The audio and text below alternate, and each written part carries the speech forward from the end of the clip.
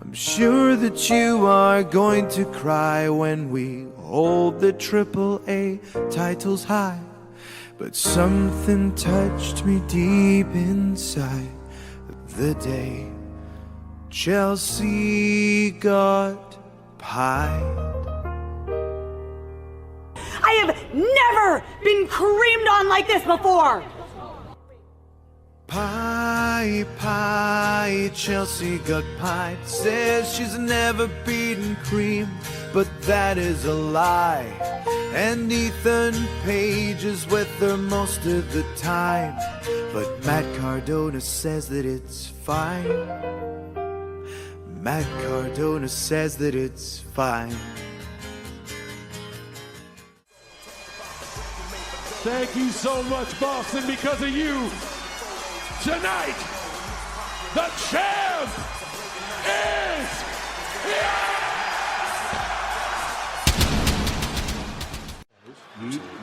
Thank you very much. Everybody good? No, I think physically we're all fine, but I know I'm pissed off. I don't want to speak for everybody, but yeah, I'm a little angry. What I want you to do is find Paul Heyman. I got myself a team. Go tell Paul Heyman to get himself a team. All right, I'm done with the games. Are you saying what I think you're saying? Regal!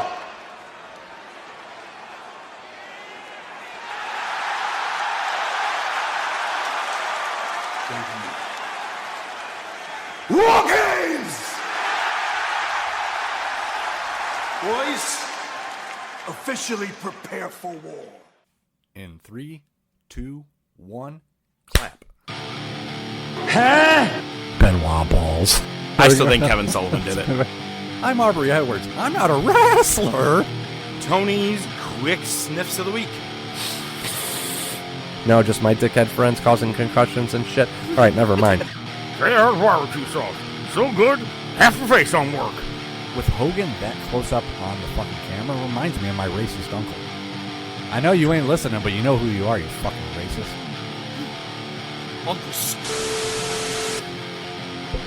Oh my God, for real, don't tell me that's his name. Oh, no way. I was kidding. I swear to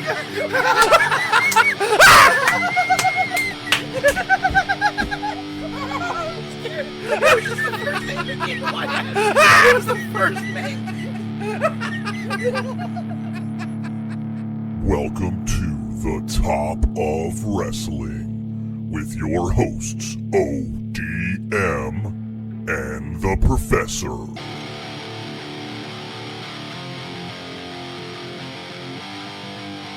Good Wrestling Day. Welcome on back to the Top of Wrestling podcast. I'm the Professor, he's ODM, and we're thankful when you guys are here each and every week at noon on a Wednesday. And this week, as always, we got your news, we got results, we have Bring It to the Table. Oh, mine pisses me off. We are going to be reliving the Monday Night Wars 25 years later. Plus, we talked about it last week. This is our movie/TV movie of the week. It's a band that I grew up on from Motown. Big fan of all that kind of music, and it's The Temptations. We're going to get into that movie.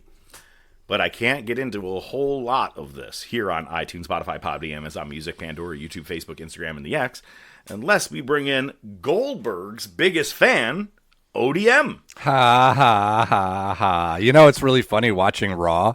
This past Raw, it's like WWE heard what I said, and they're like, we're going to slap you in the face real quick.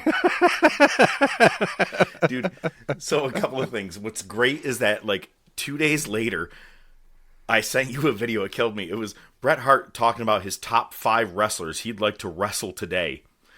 And he goes for a full minute on Goldberg. Or on, I'm sorry, not on Brock Goldberg. Lesnar. On Brock Lesnar. And he's like, he's safe to work with. Everybody has nothing but great things to say about him. Blah, blah, blah, blah, blah, blah. Goes a solid minute. And I'm like, when's he going to name the other people? He goes, yeah, I'm like Goldberg. And then the video just starts over. I was like, oh my God, it was just all the way to the punchline of unlike Goldberg. Yep. He had to throw it in there any chance he gets. But it is funny to me, though, that, you know, you're Goldberg's biggest fan. I'm a Bret Hart fan, man, ever since I saw him as a kid. So this makes sense. This really makes so much sense. What's great is I do like scanning through to see what Spotify's AI decides to label the chapters, this one said ODM's controversial topic. Yeah, because you stroked out when I fucking said it. Listen, I stand by what I said for better or for worse. Maybe I'll bring it up later. AI's like, there's a peak right here. Someone's getting upset. So something else I'm upset about. I'm okay with it, but it's fine. For the 4th time at Wrestle Kingdom, just alone. I mean, these guys face each other a million times, but Hiroshi Tanahashi's final opponent has been named, and it is Kazuchika Okada. Big surprise. Yeah, and I'm sure it has a lot to do with the relationship with AEW versus a non-relationship with WWE. Sure. Funny thing is, and I won't put this in the Meltzer claims, Meltzer said he feels it really has a lot to do. WWE didn't want him going and working for another promotion. Hey, dickhead, 2 years ago he went to Pro Wrestling Noah and faced Muta on New Year's Day. Mm-hmm. And a surprising thing, speaking of over in Japan, in Noah, NXT's Hank and Tank won the tag titles from Masato Tanaka and Takashi Sugiura. I'm just surprised that NXT wrestlers went over to Pro Wrestling Noah and win tag titles. It's not, it's something you expect from AEW, not from WWE talent. So, interesting. You almost kind of wonder if it is the slap. All right, you guys wouldn't let us have Nakamura go over there? Watch what our young talent does to some of your older people. Masato Tanaka, Jesus Christ. I know, right?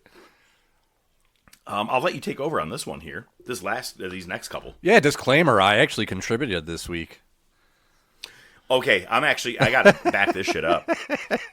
On Saturday, I think it was. It was Saturday. It's the first time. Me and said, "Hey." Yeah, go ahead. You texted me and said, "Hey, man, I started the doc and got some notes filled in." Did you get fired from your job? I'm like, what the fuck? I know it's a Saturday, man. But yeah, and you said, "Man, I just don't feel like doing anything today." I wrote, "Are you bored?" And you said, I just don't feel like doing the tasks I'm supposed to be doing today. I said, "Bro, we've been going nonstop over here. You're getting to be lazy, and I haven't fucking sat down 1 minute since 8 a.m. Yeah, it was nice. It's the first time I had the wars done before Sunday, and God knows how long, maybe ever. So, and no pay-per-view, thankfully. So, I mean, that helped. But yeah, I scanned through some news and some shit on Facebook, and I saw that there's speculation about who's going to be in attendance at Cena's last match. We talked last week, I think it was, about Trump potentially being showing up. But Brodus Clay, whatever his name is. Oh, that asshole. Yeah, he's the one that said he knows that he's going to be going there. Gotcha. Like, yeah. Funkasaurus. But apparently, there is speculation that Vince might show up. And here's the thing. Other than not putting the camera on him, you can't stop him. If he buys a ticket, what are you going to tell him? No? 100% true. And, I mean, all the front row tickets that are camera side are already set. So he could get front row on the other side. They just do not have to put the camera on him at all. Yep. Wrestlers avoid that side of the ring. No one's going out on that side and doing a dive or anything. I got to be honest. Kind of want. I wouldn't be shocked because here's the deal. He is the guy that created John Cena. Yeah. The last year has been Triple H. But let's talk about. We could always talk about rebooking his entire last year. You know what I mean? Like when you look at it, you're like, so many better things could have happened. Like Travis Scott. That's all I have to say is Travis fucking Scott. That's all you got to say. You know, that's the end of WrestleMania for fuck's sake. But every other bit of those 20 plus years or whatever was Vince McMahon. So I wouldn't be shocked if he's there. Yeah, he'd probably be. I don't think they'll put the camera on him. No. Well, they might because they're. Well, correct. But the thing is, I feel like he'd be sitting with Trump and they'd be in a box or a suite. A box. I was just going to say that. Both of them up there. Oh, my God. That's what's going to happen. They're both going to be up there together. Fuck. Fuck yeah, they are. Linda will be there. Have you noticed? But they don't say Vince McMahon on TV anymore. They don't. They've never said his name. No. So are they going to show him? That's to be seen. That's it'll be December interesting. 13th. Yeah. And from there, now, You did see, or you did right here that there's going to be a. Oh no! Keep going. Why am I talking? I don't know. I'm used to taking over the news. All right, I know, right? I'll do the next couple. You read my news. So we were just talking about Vince. Even with Vince gone, people are still losing their fucking names. Because if you look at the roster page, Zelina Vega's not Zelina Vega anymore. She's just Zelina. Who's her husband? Aleister Black. Okay, so she went to just Zelina. Maybe because why sport a name that's not really what you use anymore? Maybe you're Zelina Black, or maybe Zelina Aleister Black, or Mrs. Aleister Black. Whatever. I mean, when she was Andrade's manager, she was still a Zelina Vega. Because it worked. I don't know. I don't. I don't know. Fine. Good. There you go. No, you're right. But it's good to see both of them. They're not. I wouldn't say pushed into a main title area or like a main event area card or in the card. Jesus fucking Christ.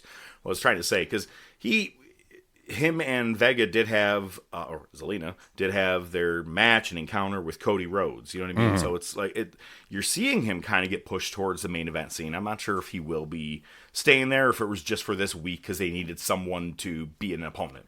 Yeah, it's hard just because I don't watch SmackDown as much, and we can talk more about that in a little bit. But so Fair. I feel like there's a lot of wrestlers that I just lose touch with because I'm always watching Raw, right? So I forget about Aleister Black. I try to forget about Cody. There's just other people that I'm like Sami Zayn. I'm like, we were talking about him potentially winning the Rumble, and I haven't heard shit about him. He's been quietly in the background. I think that he may be one of the names that gets set up for. Oh no, he already faced Cena on SmackDown in the U.S. Open Challenge, so he's not going to be in the tournament. Yeah. I think maybe they're doing just that. They're keeping him quietly in the background until the time comes for Royal Rumble. All right, there you go. And speaking of the Royal Rumble, Alvarez on, I don't know if it was the Observer podcast or his own podcast, but he had talked about there being a potential lack of surprises for the Royal Rumble. And the reasoning being is that the Rumble is going to be in Riyadh. So with travel restrictions and all that, it's going to be very hard to keep a secret. You know what I mean? It's just too difficult to get in. Now, not even being funny. You put DDP in the Rumble just for fun. Everyone's going to know at the airport. Yeah, or whatever. exactly. Yeah, right. There's no way around it. One silver-haired guy that's coming in, thin as fuck, saying has yoga gear all over the place. Right. But I believe the go-home shows are in Canada on the East Coast, maybe Montreal and shit. It is, yes. They were hyping it up on Raw. It is in Montreal. It's SmackDown and Saturday night's main event. But that's not the go-home. I think that it's the following week is when the Rumble will be. Yeah. All right. Well, so basically that's what it's based on. So it sounds like we might get some surprises leading up to the Rumble as opposed to at the Rumble. Which I'm fine with. Look, it's kind of like after every AEW pay-per-view, especially after that first one where Adam Cole and Danielson showed up, nearly every pay-per-view was ending with a dark blackout, and then bam, someone shows up. It was continuous. I'm okay with non-surprising Royal Rumble. You know what I like in a Royal Rumble? Just put the guys in there that need to be there and let them do the fucking job. Exactly. I get pissed when you brought back in the day. They'd bring out fucking Jimmy Snuka. You know what I mean? Like 2009. Right. For what? Well, he never had a chance to be the world champion. And he murdered anyway. So I'm okay with non-surprises. However, can we use a little more brilliance this year with the Royal Rumble? I mean, you saw it in that video room. Or that video conference thing. Everybody was all, Punk. Now, what do you guys think about a yeet? Yeah, that was hammed up for sure, definitely. But yeah. Oh, I'm sure. But my point is that it was. I would have had Cena take the Rumble. I would have been fine with it. I didn't want Jay to win it. We're gonna get to that in just a couple of minutes. I will say, coming up, if you guys do have the WWE 2K25 game, today is the final drop of the DLC characters. And it's the Saturday night's main event pack. I don't think that you're actually going to get the arena. It's only just the wrestlers. What sucks is that they call it the Saturday night's main event pack. and I don't think you get the arena because it's not mentioned. Interesting. Are you sure it's not already in the game? Oh, my man, I promise you. That's I know true, it's not yeah. in the game. Never mind. But who you're going to get today is Jesse the Body Ventura, Sid Justice, so 1992 WWF Sid, Mr. Wonderful, Paul Orndorff, Junkyard Dog, and Tito Santana. That's a solid pack right there. I hope the extra costume or attire for Tito is El Matador. Yeah, right. Is Rick Martel already in there? He's not. Remember we talked about this? I would have rathered Martel than Santana. Right. Or take out Junkyard Dog and give me Martel and Santana. Come on. Gotta have it. Come on, man. No. Grab them cakes. I would 100% do the exact same thing. Strike Force as a team, Martel turns on them. Yep. There you go. That'd be dope. I like this next part that you're going to talk about. This one made me laugh. They played this on Cornette, and it's funny because it wasn't like a long thing. They just kept playing the same clip over and over and over again. So I thought it was fake at first when I read it, and then when I watched it, I go, "Oh no!" Terrible. So Meltzer's doing his podcast, and apparently he's doing it live. So that's why it's so readily available because it never got edited out, and people just grabbed it. And so Meltzer's sitting on a couch, and he's got his phone out next to him. Which, by the way, thank God we're not always live because last week. You, my friend. That's all I'll say. No one else has a clue but you, my friend. I had a couple of them, actually, if you think about it. One of them did make air, but we'll talk about that later. So he's just mid-sentence. He's talking about something, and all of a sudden his phone rings. And it's like the annoying ring. I can't even... It's one of the annoying ones. You would know it if you heard it. It's an old one. But what does it do right after that? So he also has it set it up to announce the name of the person in his contacts who is calling.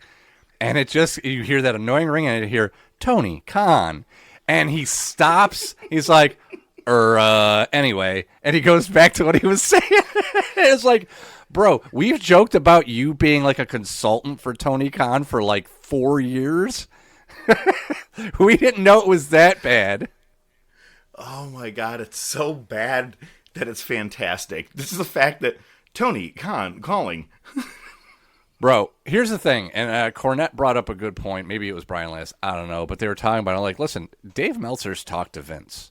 He's talked to Triple H on the phone. He's done that before. He is, he's been around a long time, so he's talked to those guys on the phone. He might even have their phone numbers, but I guarantee you one fucking thing, there's never has been or will be an instance where Triple H or Vince McMahon voluntarily calls Dave Meltzer directly. Thank you. I was going to cut you off, and I was like, yo, but it's only him calling them. There's no fucking way. They're like, I should reach out to Dave this week. Mm-hmm. Holy shit. It's funny you put that there, because I'm like, that's not a claim. But it's not a claim, and it's not a sniff. It's kind of a sniff. I almost put it with the sniffs, but... It's a sniffing claim.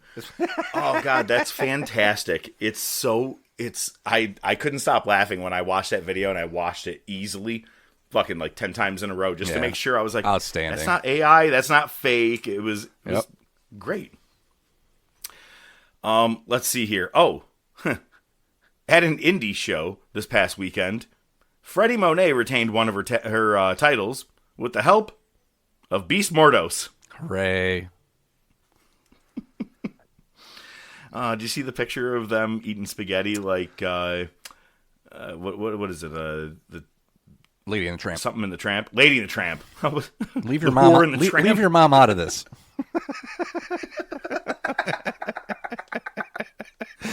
Saturday's dick. Kofi Kingston, 2 great tweets in the last week. I give you praise when you got some good tweets, like Drew McIntyre. Right. The first one was WWE congratulating Jade Cargill for being the first Jamaican champion in WWE. And he wrote, well, technically, never mind. Congrats, Jade. I saw that one. That was a good one. And then right after Raw went off the air, to John Cena for being a Grand Slam champion. Congrats, kid. Welcome to the club. Took you long enough. It's funny. It's the Taker thing, though, right? Never needed it. Yeah. But He didn't need it, but they put the hardcore title on Taker at one point, too. Yeah, listen, I'm not saying that any of it makes sense. We're just applying the same logic, what little we can. So I'm going to let you take this next part, because this makes me completely give up 100% on anything that is labeled PWI moving forward. Yeah, pretty much. PWI Women's Top 250 was dropped that episode. I haven't been able to find the full list. I was kind of curious to bounce around and just to see where some people were. But I got the top 10. That was what was plastered all over the internets today. So we'll start from 10.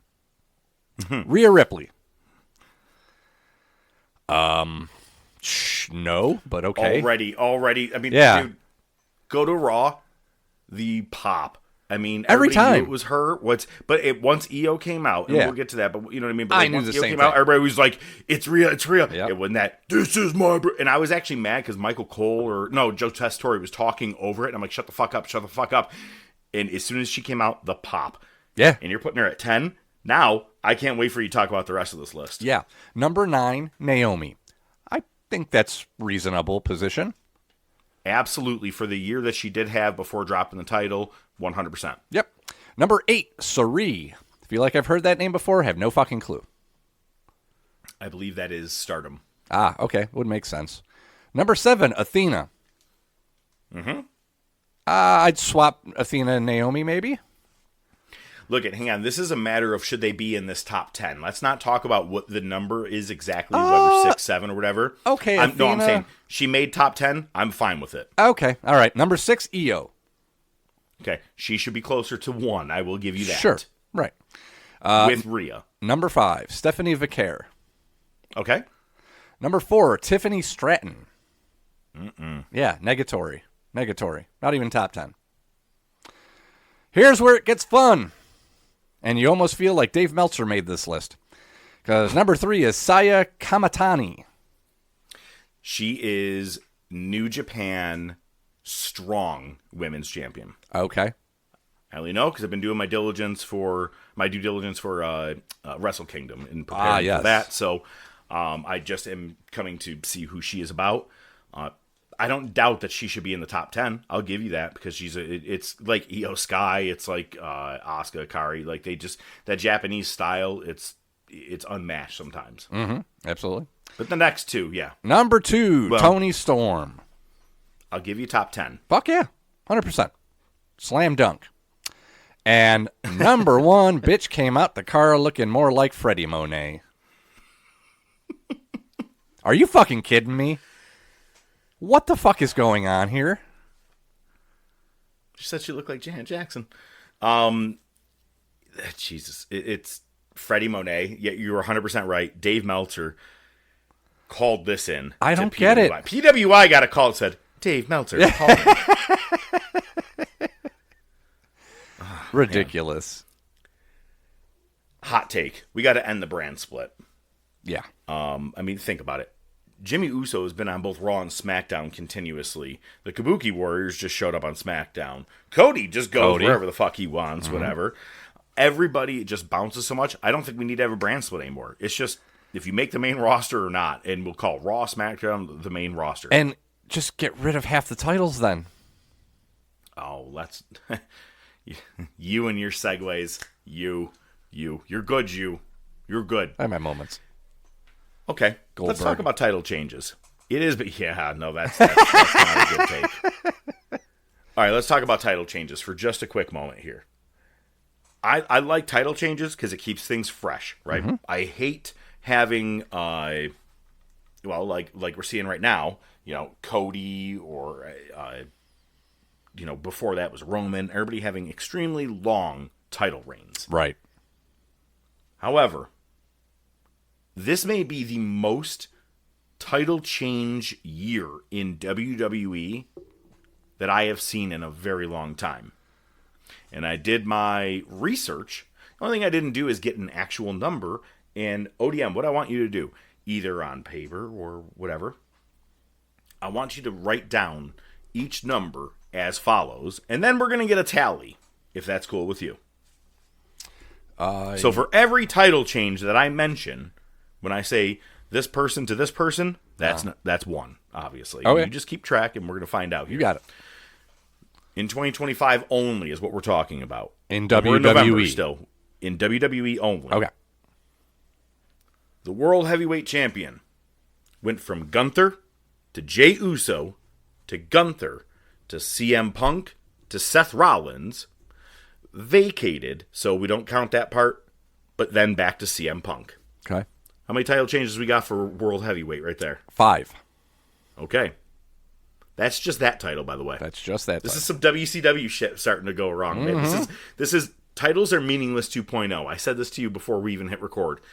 The Women's World Champion, Liv Morgan to Rhea Ripley to Io Sky to Naomi, another vacate, to Stephanie Vicure.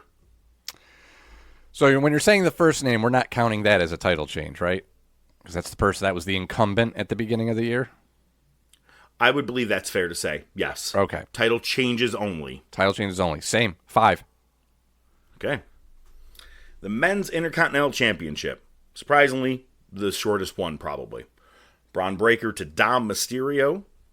And obviously, Monday Night Raw, John Cena takes that as Grand Slam champion. So, only 2 title changes for Intercontinental Champion. Women's Intercontinental Champion, Lyra to Becky. So, 1. Okay. The World Tag Team Championships on Raw. War Raiders to the New Day, to the Judgment Day, to AJ Styles and Dragon Lee. 3. Okay. And on SmackDown, World Title, Cody Rhodes to John Cena to Cody Rhodes. Dose. Nia Jax to Tiffany Stratton to Jade Cargill for the women's title. 2. Here we go. U.S. title. Nakamura to LA Knight, to Jacob Fatu, to Solo Sikoa, to Sami Zayn, to Ilya Dragunov. 5. Okay. U.S. title for women's. Chelsea Green to Zelina Vega, worst champion. Giulia, who only had like 2 matches, to Chelsea Green. 3. And the tag team titles. DIY to the Street Profits, to the Wyatt 6. 2. Yeah, we don't have to look at NXT. That's okay with me. Yeah, we can move on. So tell me, overall, if you can add all that up, tell me what number do we have for total number of title changes in WWE in just 2025 alone? Oh, I wasn't keeping a running tab, but it was... Oh, you fuck. No, hold on. Relax. It's fine. I think it was like 17 for Raw and probably about 10 for SmackDown. So you're 25 Not as to much 30. for SmackDown. The U.S. title was the most. Yeah, 25 to 30 title changes in 11 months. It makes your titles meaningless. I mean, look, I don't want everybody to have it. I know I'm being...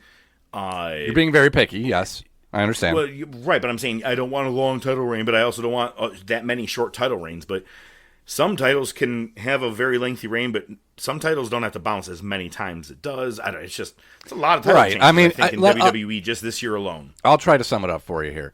We don't want the WrestleMania to WrestleMania title reigns necessarily. That sometimes it's not a bad thing, but really past that, I don't really think a world title reign should go much past a year and a half. Ultimately, right? Fair. But it should go probably at least 6 months. Right? You know, sure. unless the champ's a flop and they just can't carry the weight of being champ, right? But again, one of the titles that I know you and I love is the old TV title. And I mean the old TV title, not what AEW is trying to do with it, right? Because no, WCW's. Right, yeah, because that was the title that, yeah, at most the guy might have it a month or two. And it was just trying new people out and having a title match where the title could change hand on TV weekly. And at most, it always had, 10, 15-minute time limits, too. So yeah. It was quick and easy. You're right. Like I said, it's just, well, they're doing that in WWE with the Speed title. You know, that, I don't even want to tell you how many titles have changed on that. I mean, that really, talk about titles being meaningless. Well, speaking of a segue, with TK's quick sniffs of the week, he's adding another title. I saw this, dude. I fucking shit myself. I laughed. It's the new AEW national title. It's where it can be defended in other companies, basically, is what they're saying. The funniest thing is, back in 2019, when Billy Corgan he gave a rebirth to NWA. Right. Yeah, they have in NWA is where national title was from. They were even trying to hint at it on between Tony and Schiavone it looks and like Tony the Khan. old school NWA titles. Yep. Yeah. Mike Mondo is the current NWA national champion. Fucking hilarious. And they're trying to copycat it. But just so we're clear, this is a national title. They have the International Championship and the Continental Championship, which come together, and that's the Unified Championship. And now you have a national title. Continental, International, National. Yeah, so national would be like the U.S. title. International is obviously the IC, and the Continental is the North American Championship. I can't wait for the next Galaxy Champion. Yes! Think about how cool that belt would look. Feel like the crown jewel title. That boy will fucking get Dear one. God. Did you know Chelsea Green has never been creamed on the way that she was on NXT on Tuesday night? Not according to my dreams. So what's great is all these videos then emerge of her saying that, and then you see like Matt Cardona in a wheelchair back when that whole John Cena thing was going on. Like, just, it's so fucking good. So yeah, she was, with a cake that they thought Joe Hendry was going to be in. He ends up showing up at the entranceway, and I think it's Tia or Thea Hale. I'm not exactly sure how to say her name, okay? But she pops out of the cake and throws a pie at Chelsea Green's face. And then Joe Hendry follows up with a song about Chelsea Green getting pied, and it was to American Pie. And goddamn, it was hysterical. Matt Cardona says he was cool with it, but it was fucking, it's so good. Check it out. But they're going to have a match with the AAA tag team title holders, which is Chelsea Green and Ethan Page. So Hendry and Hale, they're going to face them in MSG next week on NXT's Gold Rush. So the day after Raw, they're going to do NXT right in MSG. That should be a pretty big show. Oh, yeah. On Dynamite, a lot of speculation with what's been going on, but former Tegan Knox, which is Nixon Newell, and Miranda Lees, they refused to... Yeah, whatever. It doesn't fucking matter. It's the last time we're ever going to talk about this chick. I can guarantee it. Yeah. They refused to lose to TJ, which is what... Ty Mello and whatever... Anna Jay. Anna Jay, thank you. And they left the arena. And Bryan Danielson actually got involved. He tried to smooth things over, and he was said to be very upset that they had to write things at the last minute before Collision. Women are refusing to do jobs there. And Darby's like, the cancers are gone. The people who want to have wins and stuff. I'm like, no, man. It's an all egotistical business, both sides. Doesn't matter where you are. Just because you personally don't want to be the world champion doesn't mean other people don't want to just be like, man, I'd love for my first night on your show to lose every fucking time. Like, that's their fucking formula. Fucking time. This whole situation is weird because they had their first match was against Megan Bayne and somebody else. So Miranda and Nixon are partners. Yes, they're a couple together, and they're doing their own thing right now on Twitch. Speaking to this, but apparently Megan Bayne was kind of pissed off because they were supposed to set up for like a double suplex spot, and they were dicking around or something, and so apparently there was frustration there for Megan Bayne. And listen, I get it. I get it from the, frustration with AEW point of view where every time somebody comes in, they fucking lose. They lose their first match, which is the complete opposite of the way it should be, but fine. So I can understand their frustration. You're going to be like, wait a minute, you're going to make us lose to the big booty twins? Right, really, we got to lose to them? And that's fine, too. Here's the flip side, though. You're Tegan Knox. Last thing you did was the feud with Dakota Kai, which ultimately was just a ripoff of DIY breaking up. So And you get injured all the time, and you never really were that good of a wrestler. So maybe you're not in the position to be demanding to win. True. Just my thoughts. Inmates run the asylum there. Yep. Tony Khan just throwing money at the bums to fight. Well, tonight in Greensboro, it is Blood and Guts. And they announced that Ric Flair and Ricky the Dragon Steamboat are going to be there. Probably have a match.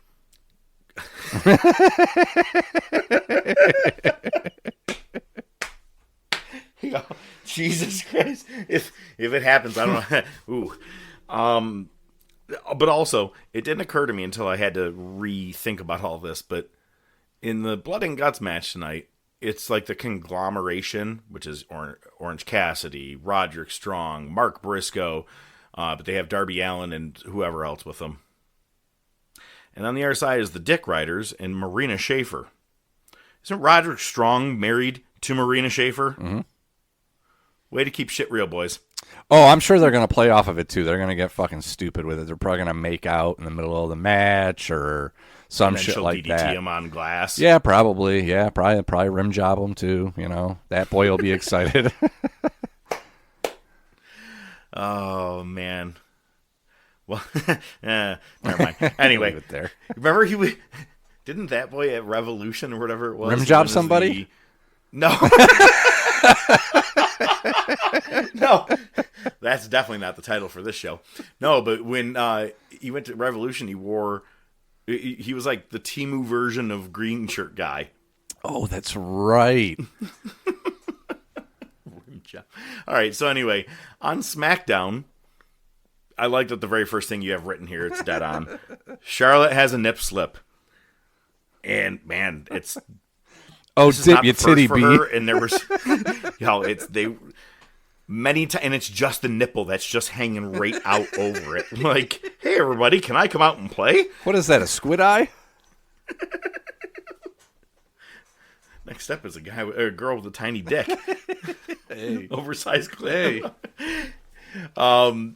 But then, what I liked is that when We Aren't Friends, or whatever their tag team name is, Bliss and Flair are in the back room, Kabuki Warriors come in dressed like doctors and spray mist in their face. Reminiscent of Dark Knight. Let's hope nobody finishes off themselves. Anyway. Yeah. Ilya Dragunov retained against Johnny Gargano. Tala Tonga added another loss to Rey Fenix's career in WWE. Hey, but you know what? Say what you will, but who went ahead on Raw? Rusev. Right? They're giving pushes here and there. Not everybody can come over from another company and be like, yeah, we're going to push the living shit out of you.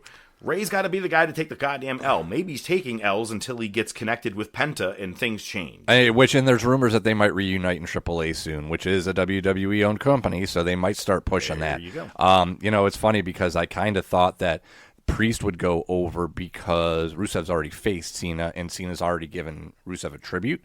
Right, so I thought maybe they would get Priest, but I'm guessing that Triple H was like, hey, Rusev, I hear Damian is banging your ex-wife. We'll put you over tonight. Yeah, I was going to say, even though they're back together right now, he stuck it to her. He got to stick it to him on Monday. I had the same exact thought. You stick it to me, I stick it to you. The master don't talk to nobody. That was in theaters, by the way, like a week or two ago. I know, I'm so bummed. For the 40th anniversary. Yeah. Jade Cargill had a very basic promo. I'm that bitch. I'm good with it. Chelsea Green won back the U.S. title, cheating, by beating Giulia. This was her second goddamn title defense in well over 100 days. Yeah, I don't know what's going on with that. Because again, I talked about SmackDown feeling a little disconnected, and Julia's one of those people I feel that way with. But yeah, that's crazy. I don't know what's going on, and I saw some people kind of saying, "Well, it's because Chelsea Green's over and Julia's on to bigger things." Is she? Because it doesn't seem like they've been doing anything with her. Whatever bigger it is, she may go there for half a second, and the bigger thing might be heading back to NXT. Yeah, no shit, right?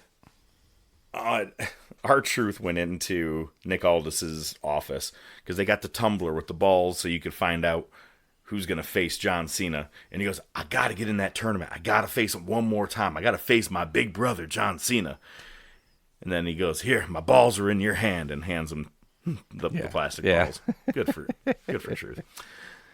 And then Cody and Aleister Black ended in a no contest because Drew interfered. And then him and Nick Aldis off air, but backstage cameras picked it up. An F-bomb fueled argument between him and Nick Aldis, and he is suspended. Rumor is he's doing a movie. I think it's like a Highlander movie or some shit like that. Oh, that would make sense. Yeah, be perfect for that. So perfect time for him to just go away. He'll probably come back, probably Rumble. Yeah, maybe. Who knows? Maybe not. And announced for this coming Friday. Now we all had a weird speculation on this, but I talked to you guys about this. So Jey Uso versus The Miz, and this is for the John Cena tournament. And LA Knight versus, and this is how Aldis says, he goes, you know what? I'm going to wait to say it next week. And the speculation is, well, if he said Joe Hendry, he'd appear, right? So you can't say right. it. Well, that's not what they're... Well, maybe, but... Well, but then look at Monday. Yeah. Monday on Raw, they said the same exact fucking thing. And I go, oh. Yeah. So now I'm like, all right. Because they want to give you a good surprise.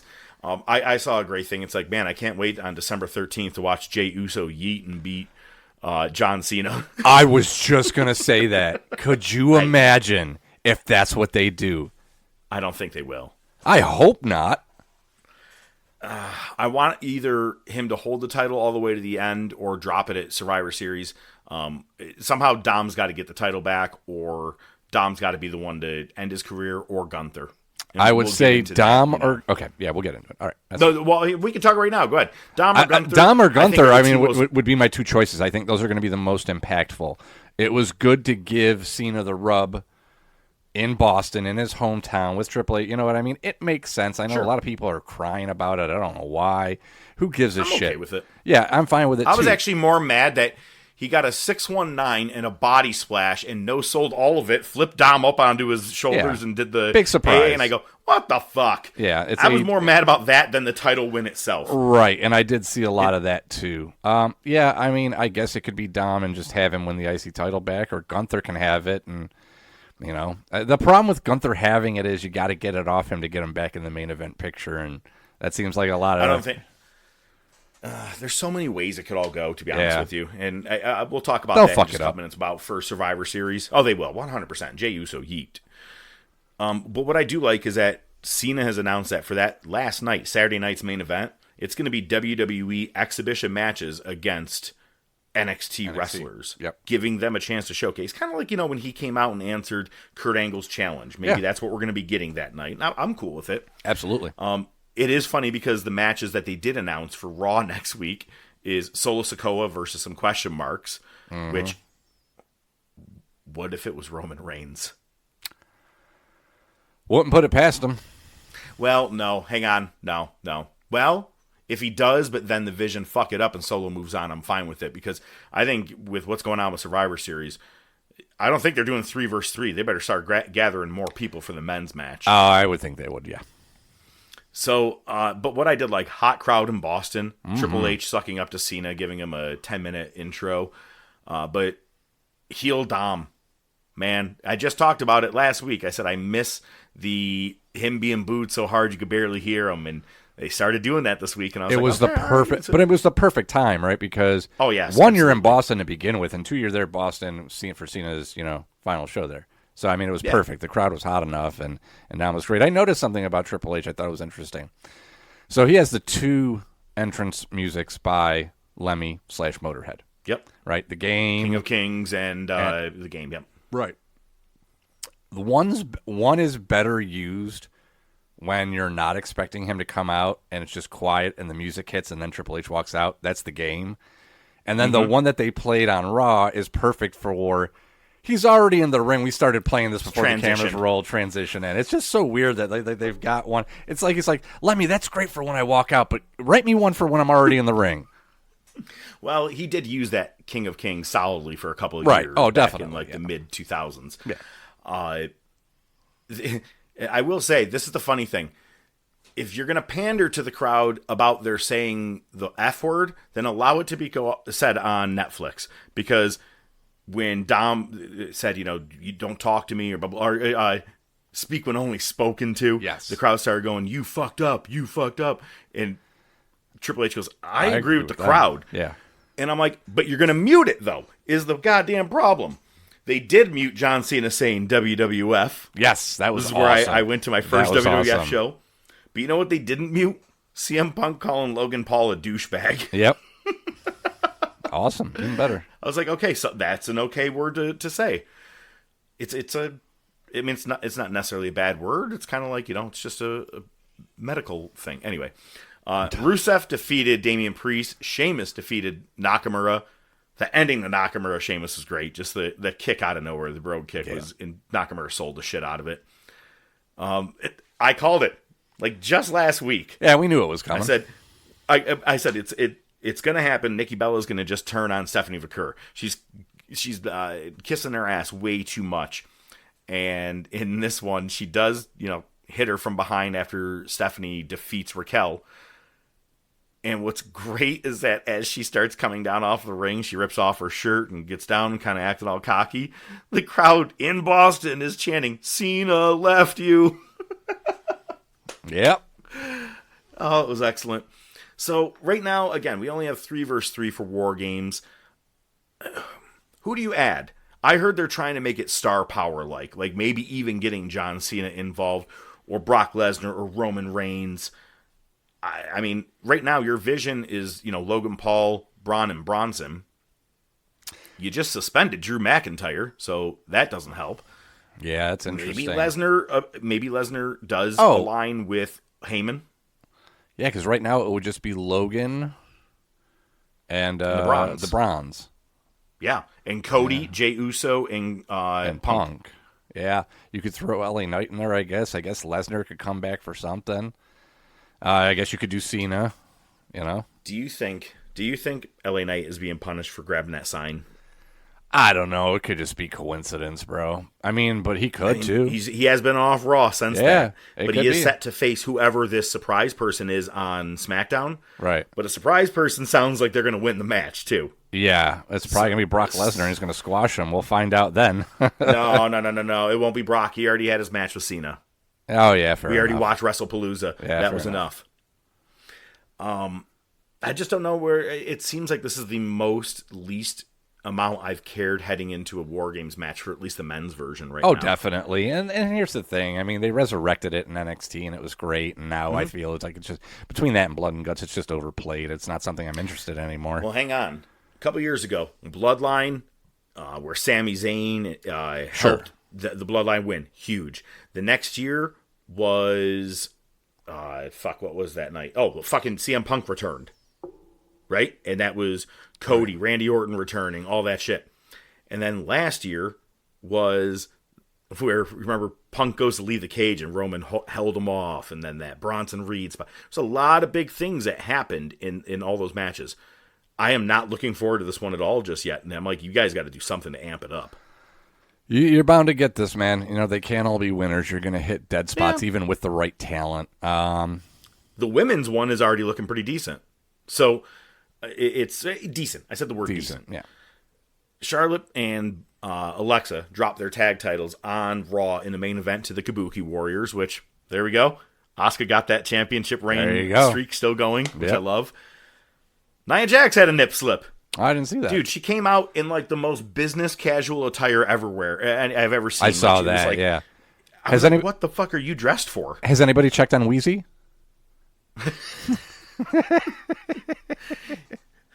He just keeps hitting 10 seconds back. He's like, I'm going to see it. I am going to see it. And then Io Sky comes out, gets a big pop for her emote thing, the thing where it looks like she's taking dicks to the mouth. Yeah. And then, as we already talked about, Rhea Ripley comes out, huge pop, and she just grabs a mic and says, War Games. Now, I forgot to say earlier, when they were talking to Adam Pearce backstage, and Punk says to Pearce, and we're ready to go to war, we're done playing games, or whatever it was. And he goes, are you saying what I think you're saying? He goes, Regal! And then all of a sudden, just, War Games! Excellent. Yeah, I'm sorry. I went down kind of a rabbit hole. I was like, I didn't hear about the Nia Jax nip slip. Let's take a look. I didn't find it, but I found a picture of Nia Jax and Natalya topless with Paige and other Total Divas in a hot tub. Didn't know that was a thing. That's a logo. Episode name, too. Here, if John Cena does not go into the War Games match, I really think they should do this. Bring one Survivor Series elimination match to this pay-per-view.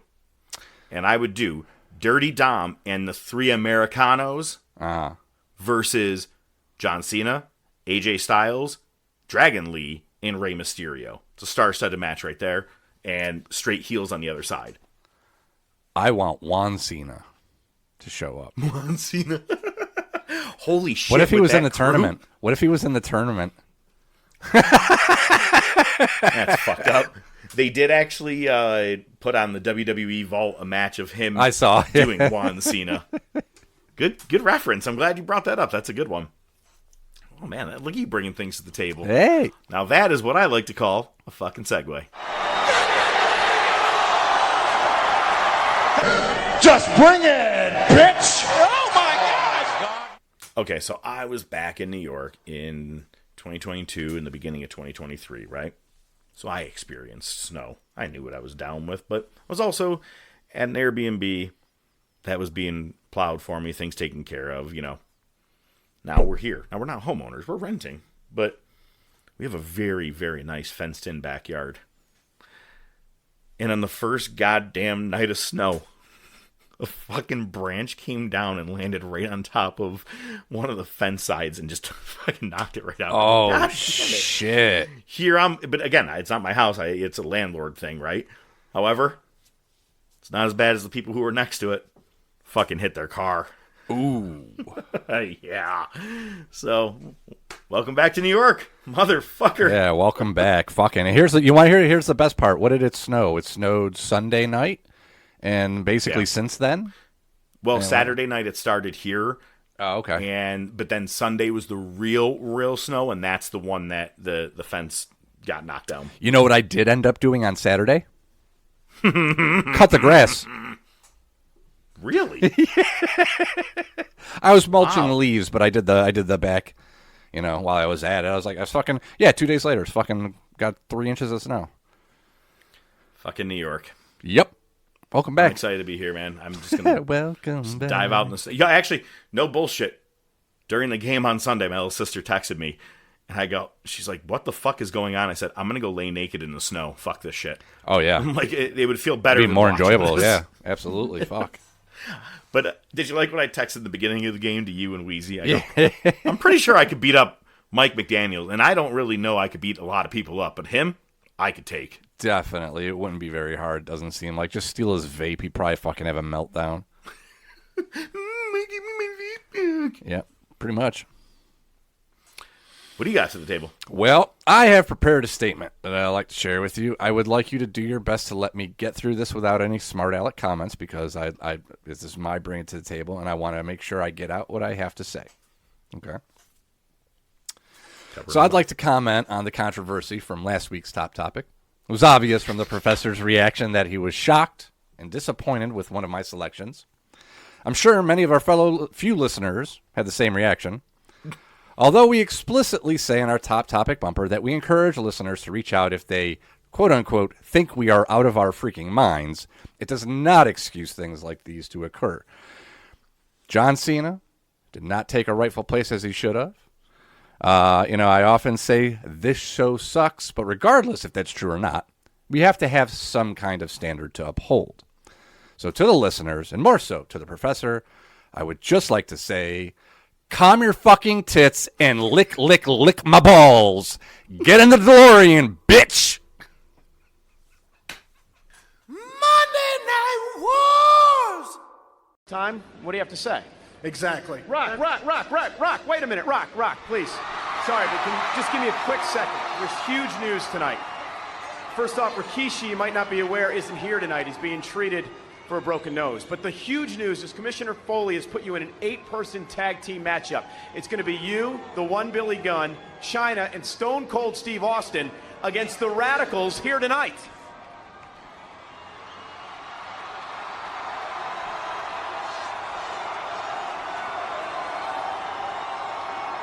The Radicals. The last time The Rock saw the Radicals, they were sticking their noses where it didn't belong. So seeing as Rikishi is not here tonight, The Rock realizes he's got one more chance at sending a message to Rikishi through the Radicals. And this is how he's going to do it. Seeing as we're so close to the holiday season, The Rock is bearing gifts. The Rock has got gifts for everybody. Starting with you, Chris Benoit. The Rock's gift to you, Chris Benoit, will be a very rare, very exotic, brand new set of Wolverine testicles. And The Rock's gift to you, Dean Malenko. The Rock is going to give you 6 inches. No. He's not going to give it to you there where you need it, so The Rock has heard. The Rock is going to make you finally a 5'2" champion. What?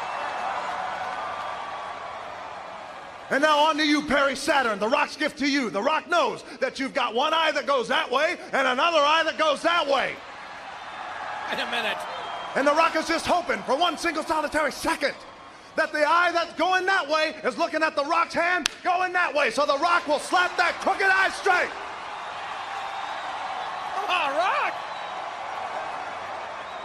And now on to you, Eddie Guerrero. The Rock's not got one, not two, but 3 gifts for you. The Rock's got a big sombrero. The Rock's got a donkey, and The Rock's got a nice hot bottle of tequila, so you can ride off in the sunset, S.A. Well, The Rock wound up, isn't he? He's on a roll. Uh-oh. As for you, Rikishi, with everything you and The Rock have been through, it's personal. It's more personal than it's ever been. The Rock has got a special gift for you to be delivered this Sunday at Survivor Series. Broken nose or not, this Sunday Survivor Series, Rikishi, you will smell what The Rock is cooking. Oh my gosh, gonna be a war. As we've done for the last 4 straight years, it is the Monday Night Wars. Raw's getting good, Nitro's getting worse. ODM, do your best. Just do your best. This week, I think, might have been one of the worst weeks in the Monday Night Wars. You say Raw's getting better, or WWE's getting better. I don't know about all that, and of course, naturally. No, actually, you know what's funny is that I remember it now.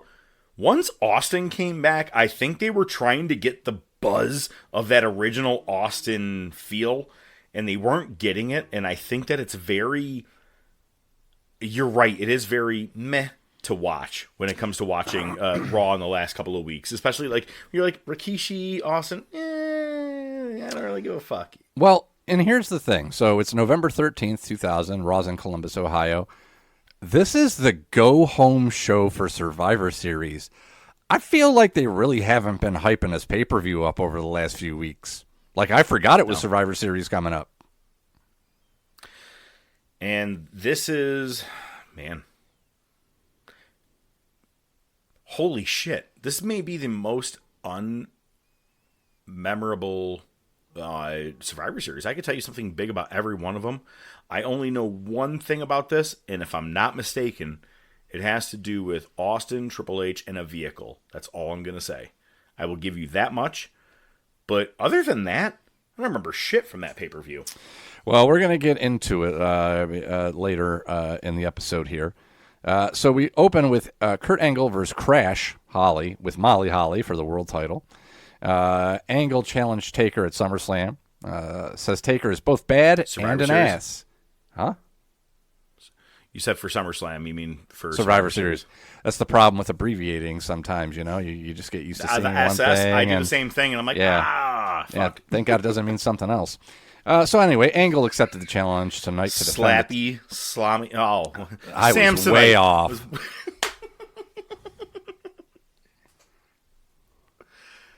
Anyway, Crash. About me not listening. I don't know. I wasn't paying attention. Yeah, exactly. I know you weren't.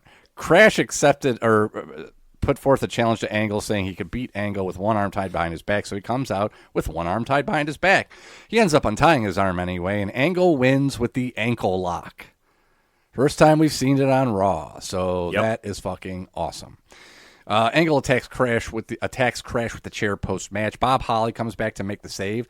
Then Edge and Christian come out. Then Taker comes out. I actually raised my hand just so listeners know that I wasn't cutting you off.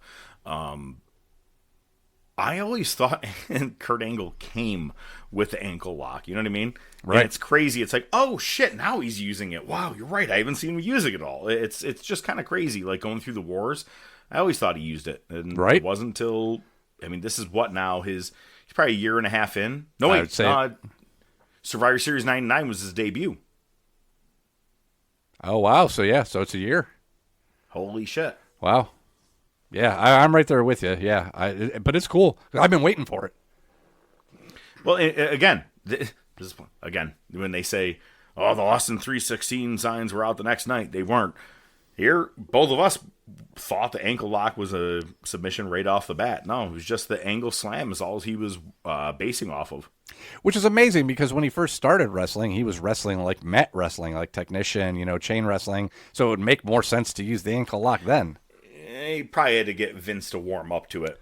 There's definitely that. Yeah, he wasn't a big fan of submission holds. TNA are with Trish in the TNAPA office, and they say somebody has to be Kane's partner tonight, and Trish flips a coin, and it's Test.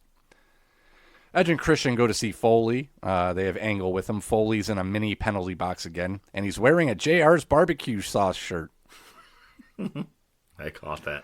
And he books a 6-man tag match tonight. It's going to be Angle and Edge and Christian versus Hollies and Taker, even though Angle already fought. Next, you get Jericho and Blackman versus Test and Kane. Jericho gets the pin on Kane. Test runs down Kane post-match and eats a choke slam for his troubles.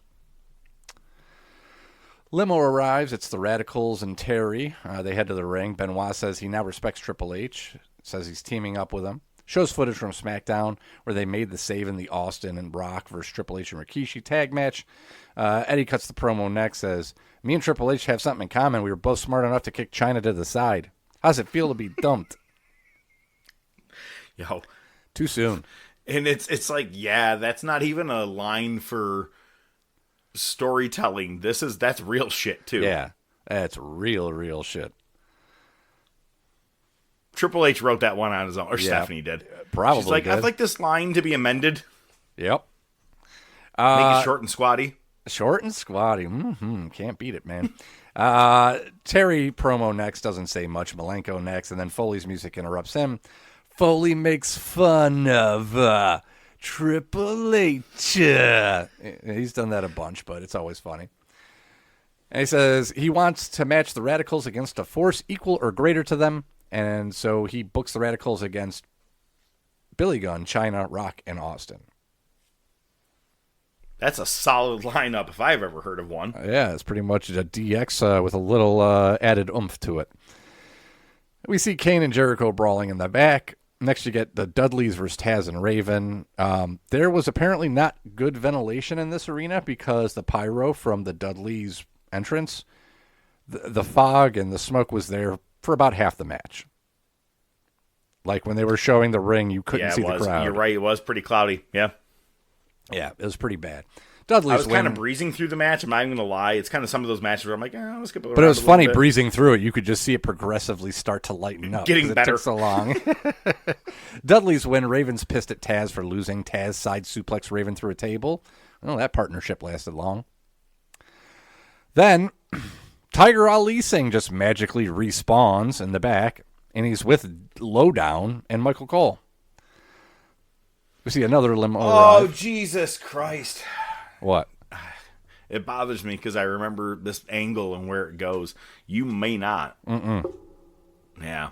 Yeah, I don't. I liked it better when Tiger Ali Singh was paying people to like toe jam and people's shit. Toes. Yeah. Like make out with people. Yeah, it was a sardine mouth dude. Like that was the better shit. Right here, I promise you, I know you don't know what this is about to be, and you're going to get really pissed. Yeah, probably. Just because it's a bad, right. I don't mean for any other reason than it's a bad storyline. That's where I'm saying. Sure. Bad TV. Let's see. So we see The Rock arrive in a limo, and then we cut back to Cole with Ali Singh and Lowdown, and Rock walks by, and Cole just diverts right to The Rock.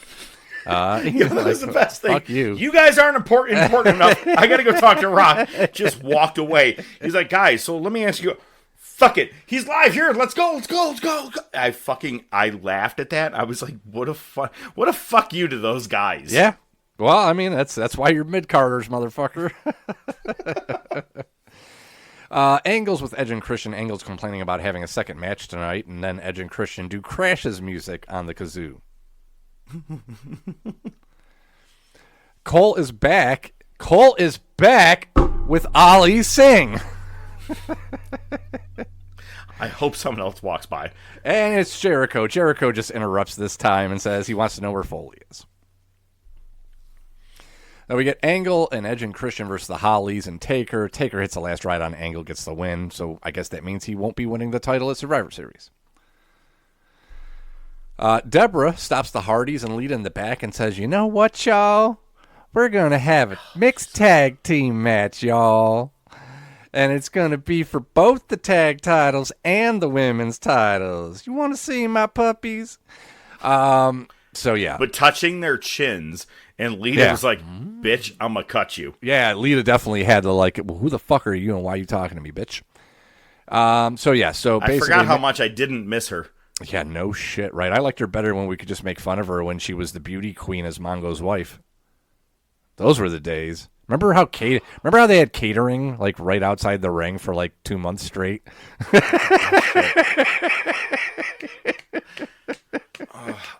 It's weird to say I want to go back and listen to our own show, but I'm going to go back and listen to that. Wait for the super cut. Funny to me. Wait for the super cut. Like I said, I've got a plan. Fucking super. Oh no, it's going to be an anthology. It'll probably be like 12 episodes.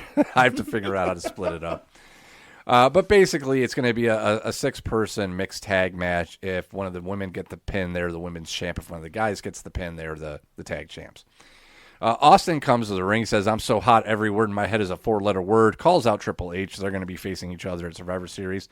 I got to say, man, I don't know if Austin was checked out, if he was legit drunk, if he was on pills. He was not in top form this week, and this might be one of his worst promos ever. Like, he just went nowhere with it. The enthusiasm, it was very dry. He wasn't... it wasn't normal Stone Cold. You're right. Yeah. I know what you were saying. And I didn't think of it until you saying it right now. I'm like, yeah, it was a very bland promo. Like, where it felt like he phoned it in. Oh, 100%. And like I said, I don't know specifically what was going on in his life right now, but we know he was never the same after coming back from the surgery. So, this was definitely Which is, again, going to be a topic one day. We're having that combo. Oh, definitely. So next we get the Hardys and Lita versus Right to Censor for the tag and women's title.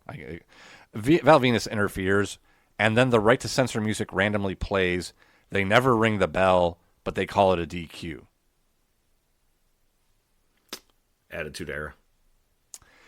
Yep, because wrestling. We see Chyna and Billy Gunn in the locker room, and they kind of do like this weird tease thing, like they're together now.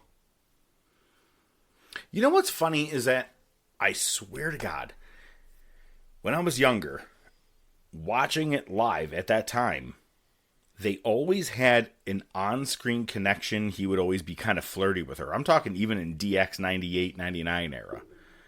And I was like, I bet he's banging Chyna. And this is me as a kid. You know what I'm saying? Like, I kind of had that feeling. So I wasn't shocked when they put them together here. Yeah, no, I mean, I guess you could say that. I mean, he probably was Raw Dog in that. Who the fuck knows?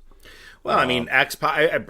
Road Dog. I'm not sure if he rode Raw Dogged her, but I know he wishes. X-Pac had one night in China. Yeah, you just love using that line, don't you? Have you watched it? Unfortunately, that video was sponsored by Arby's.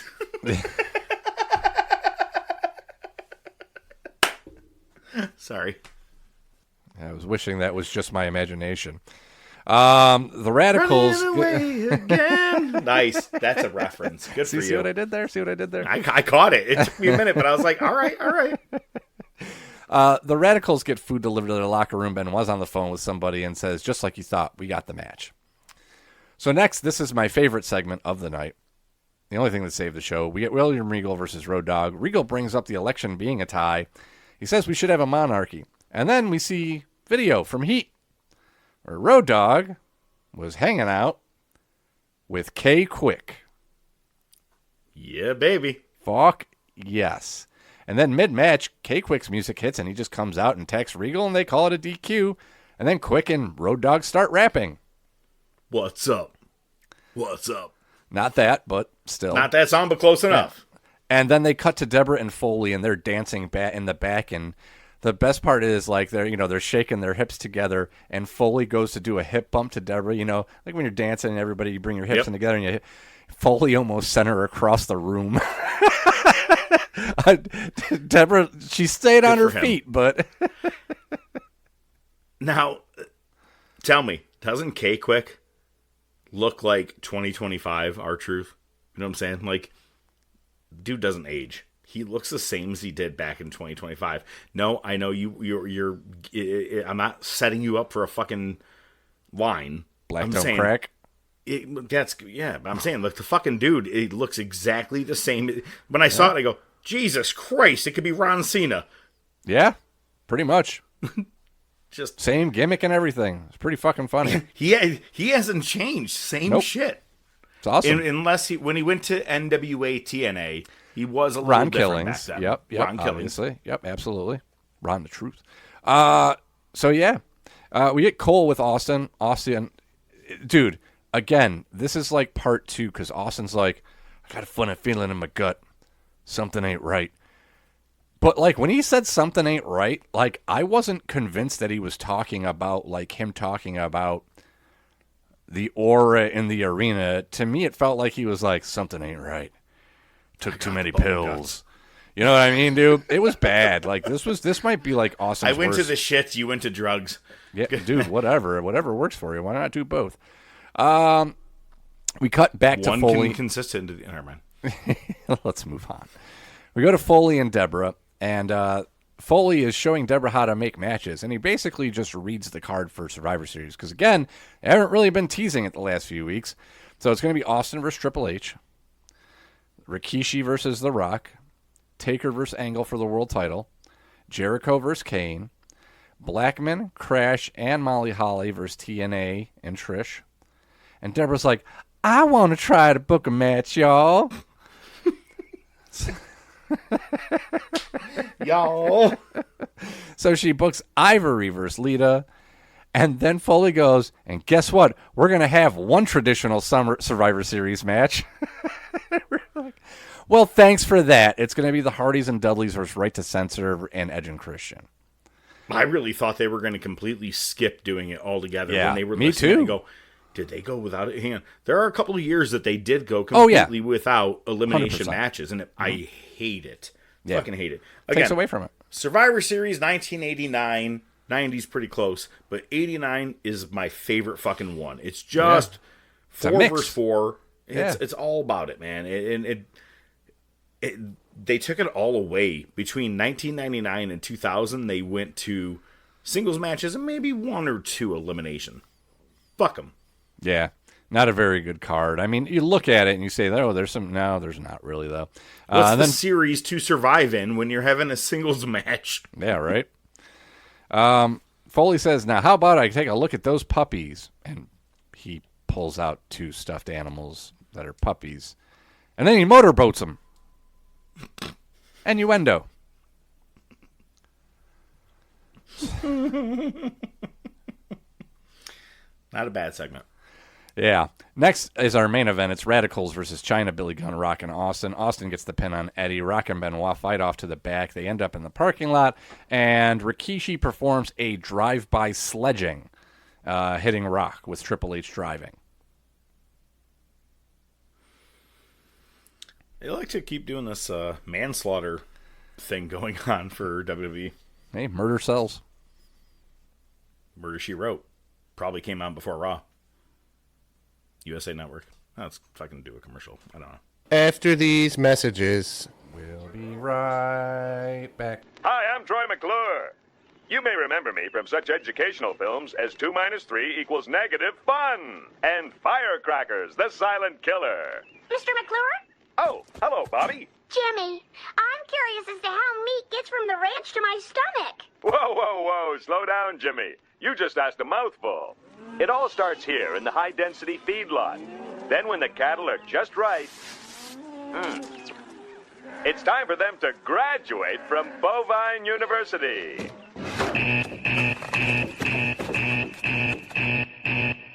Come on, Jimmy. Let's take a peek at the killing floor. Don't let the name throw you, Jimmy. It's not really a floor. It's more of a steel grating that allows material to sluice through so it can be collected and exported.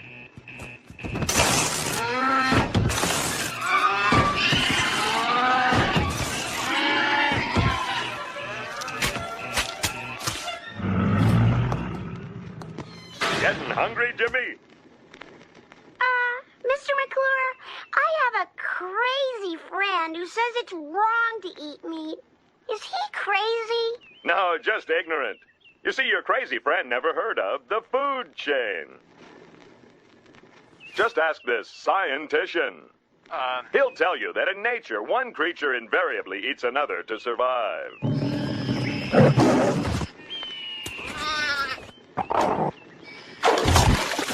Don't kid yourself, Jimmy. If a cow ever got the chance, he'd eat you and everyone you care about. Wow,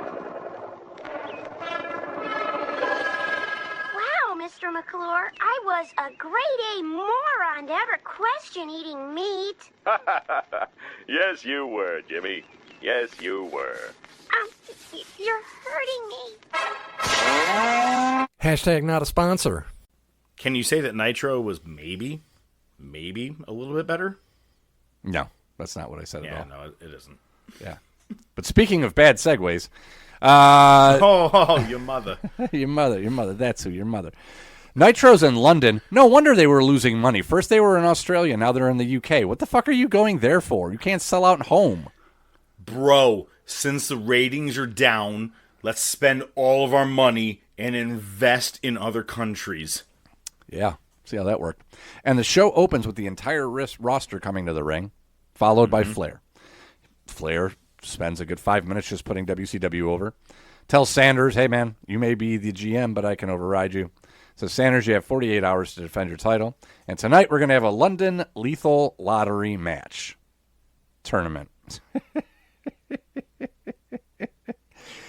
8 random people picked, forming 4 teams. The last team will face each other. The team that wins the tournament tonight will face each other on Thunder and get a world title shot. The Nitro After Mayhem.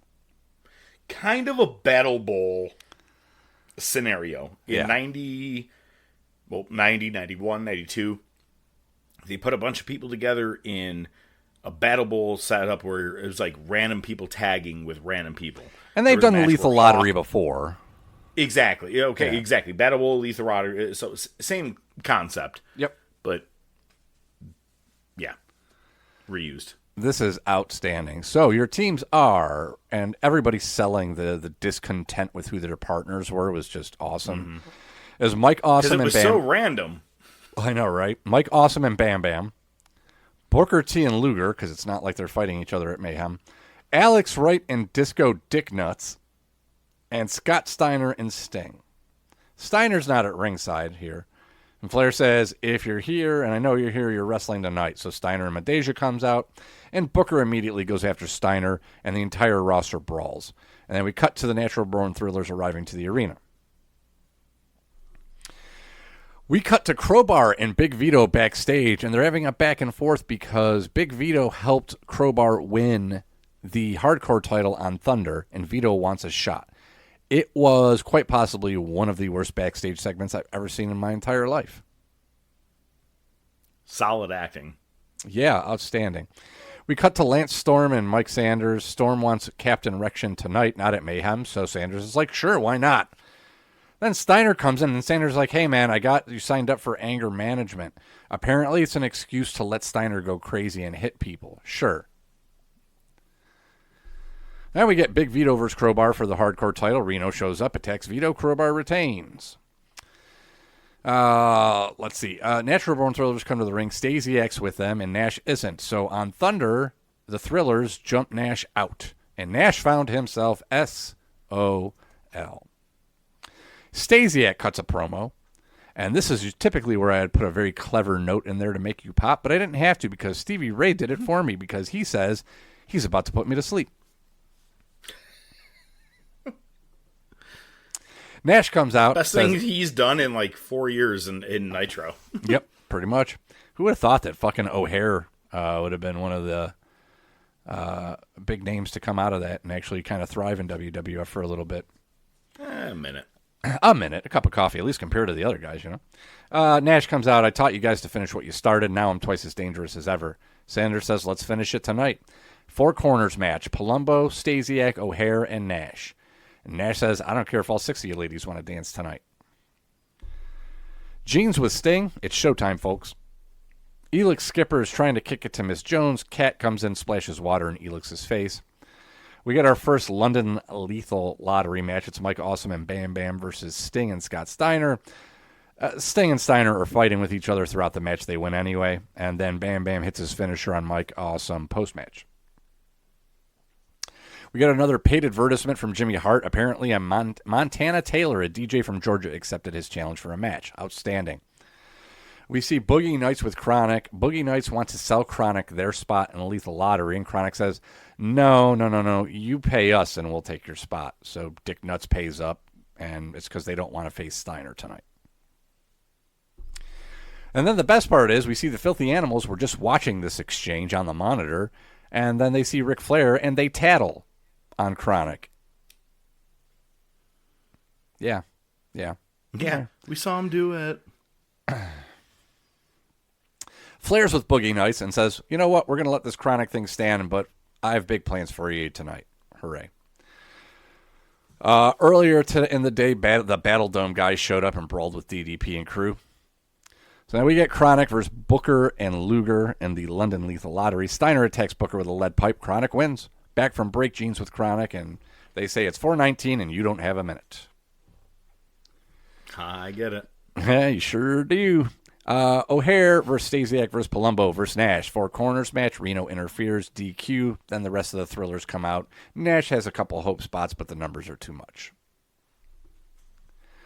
Then you get the Cat with Miss Jones versus Elix Skipper. Miss Jones kicks Skipper Elix in the heat. No DQ called. The ref was looking right at her. Elix does the Matrix dodge at one point. That was some cool-ass shit. Cat went to spin heel kick him, and he fucking did the Neo thing where he just literally, leaned backwards. It was that was dope. I'd be laid up for dope. 6 weeks if I attempted it. I know, right? Fuck. That's why we have that thing that hangs from the ceiling that helps. Oh, never mind. He loses anyway, Cat wins. A sex swing? Yeah, something to that effect. I wasn't trying to specify that. Way to ruin the joke, dick. My favorite part of the Monday Night Wars, because this might be a future top topic. They showed an ad for a WCW Nitro trading card game. It was made by Wizards of the Coast, which is the same company that does Magic the Gathering. It is like Pokemon. It was a trading card set, but you would formulate a deck and you would play the game against each other. I found a site where I can get 2 starter sets, which means an entire deck so you can play the game for $10. Man, I think I'm going to buy it, and we're going to figure out how to play it, and we're going to play a game. That's going to be the top topic, is you just cursing the entire time because you hate that kind of game. I'd rather sit in a bathtub with a shotgun, but okay, I'll do it. Well, I'll bring the toaster. Next, you get Boogie Nights and their mystery opponent. It's Goldberg. And Goldberg is 16-0. So you know what that means? You were rubbing your nipples? Well, obviously, but that's besides the point. He gets 2 wins, and now he's 18-0. Douche. I mean, he's one of the greatest of all time, man. Give it a rest, you know? Jesus fucking Oh, this is going to be the worst on-running joke of all time. Yep. Lance Storm versus Captain Erection with Major Guns for the U.S. title. Team Canada and MIA come to the ring. They brawl. Ref gets distracted. Major Guns looks like she's holding Storm in place for Erection to hit his moonsault, but she rolls Storm out of the way and hands him something. Storm locks in the half crab. Erection gets to the ropes, but Guns throws the towel in. It's the biggest turn in wrestling history. Major Guns is back with Team Canada.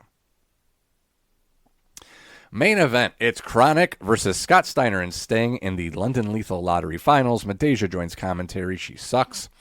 Then she goes to the apron to distract Adams. Death drop to Brian Clark. Sting gets the pin. Steiner attacks Sting with the chair post-match. Booker comes out with a chair, takes out Steiner. and then takes out Sting. Good night, folks. Sorry, I had to laugh when you said he jumped up on the apron. Apron, yeah, hey, they can't all be winners. I get it. I stutter more than anybody else in the show and can't talk for shit. No, it's funny because, yeah, they tagged together, and then as soon as the 3 was over, Steiner grabbed the chair and just hit it right in the back. Like, within a second. He was ready for it, WCW. Gotta love it. It's that temptation to just fucking, like, swing a chair at someone. You know what I'm saying? Oh, yeah. I can look at you. It's the way you do the things you do.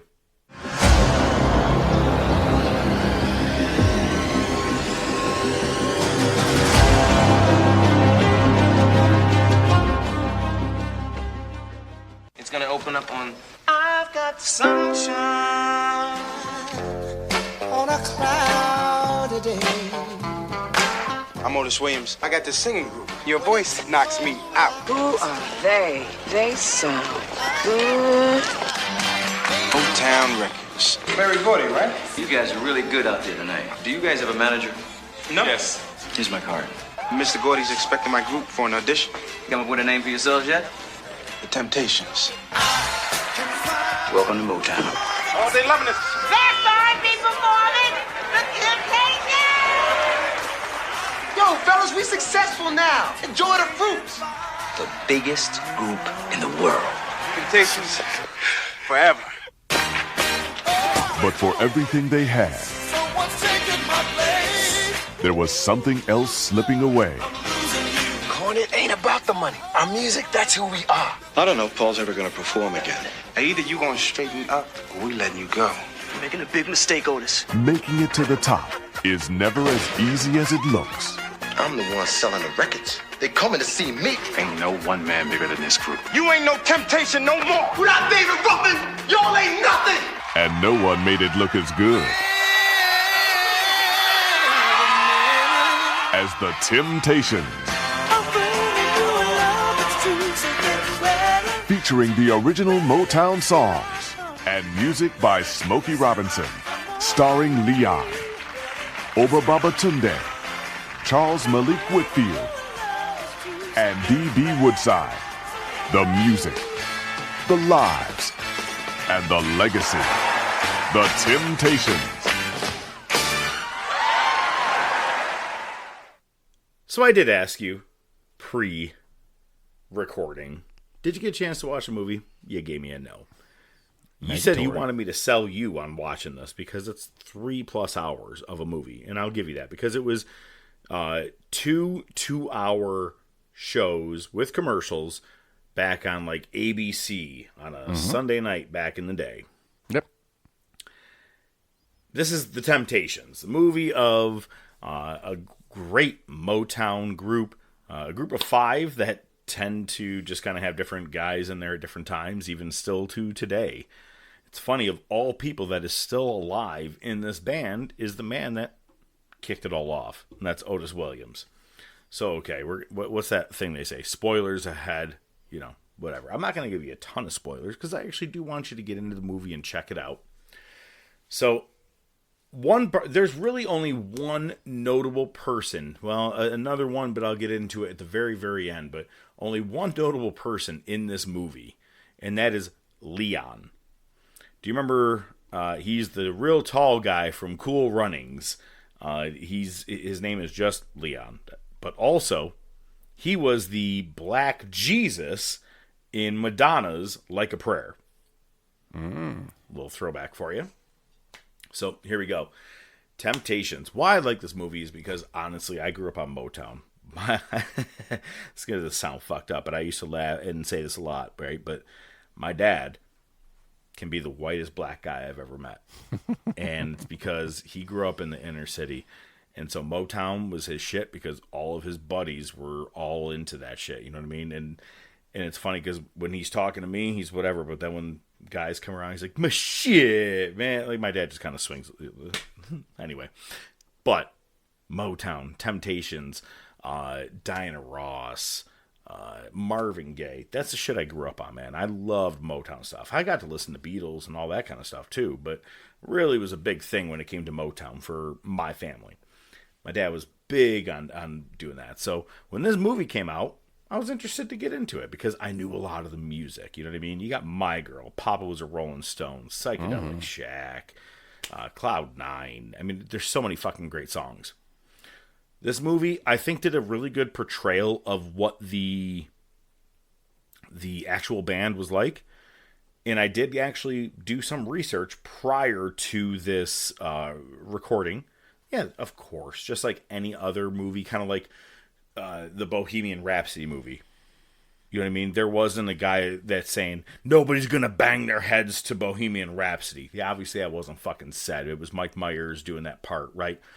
There are some things that come to different liberty, but the story is pretty spot on when it comes to the rise and fall of the Temptations. So, to begin with, first, the movie is based on this guy, Otis Williams, and he's getting one of those, oh man, I can't remember the Tony Curtis hairstyle, where it was that setup where it's like always just, I can't even, Tony Curtis hairstyle. Okay, yes, okay, thank you. Him and his buddy Al are getting their hair done. They're getting ready. They're singers. And they end up bringing in Melvin Franklin, who is Blue. Blue is the deep voice of the Temptations. So he's your guy that when you hear that real deep sound, that was him. And they end up setting up a group called The Distance. And they go to this, they end up getting a manager. But it's funny because this radio DJ is the one who's supposed to help them meet the manager. Radio DJ is played by Kid from Kid and Play, which was random to see.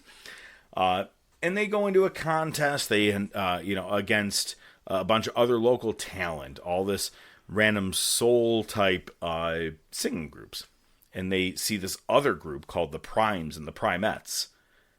And that is consistent of Paul Williams and Eddie Kendricks, and Diana Ross and a couple of her Supremes.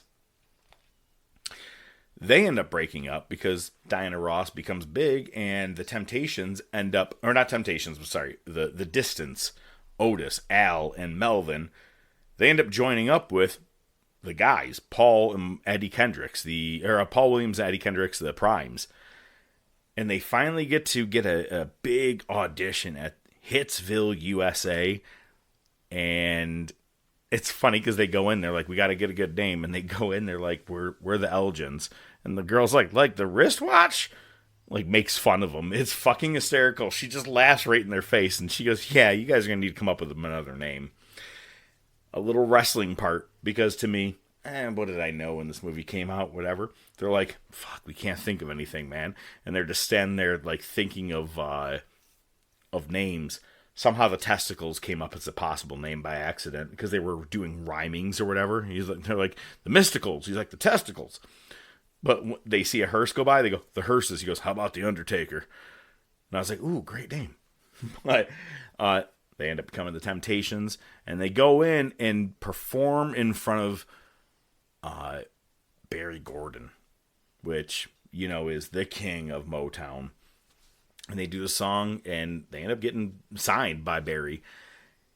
And they get on tour, and they're trying to get music set up with Smokey Robinson's the guy that's writing music for him. He's writing all different types of lyrics at this time. And he's putting him in front of test audiences. And they're like, this song fucking sucks. I don't really care for this. And then finally, a song that you'll remember, ODM, The Way You Do the Things You Do. Mm-hmm. Yep. That was their first big hit. And they go on tour. They're on the road with Martha and the Vandellas, the Supremes, Marvin Gaye. I like that the movie is showing and talking about the other groups that are there at the time, too, that they were on these big tours. The tours were different. At one point, there was a line down the middle. Blacks and whites. And they were separate. And then they later on talk about how everybody was all mixed together, right? And they get into how things came together organically for their music, but also for their fans.